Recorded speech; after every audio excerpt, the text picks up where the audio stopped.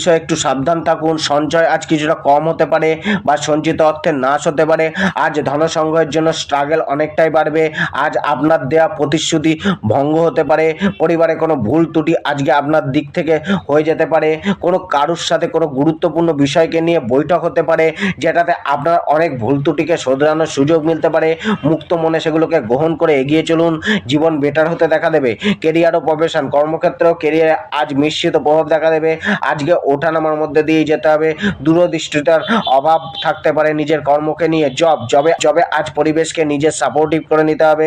সহকর্মী ও মালিক পক্ষের সাথে সুব্যবহার ও স্মার্টলি কথাবার্তা আপনার সিচুয়েশনকে অনেকটাই বেটার করতে সাহায্য করবে। জবে উন্নতির যোগ দেখা যাচ্ছে, তাকে কাজে লাগানোর যোগ্যতা আজ তৈরি করতে হবে আপনার নিজের মধ্যে। ব্যবসায় ধন কামানোর জন্য পরিশ্রম বেশি করতে হবে।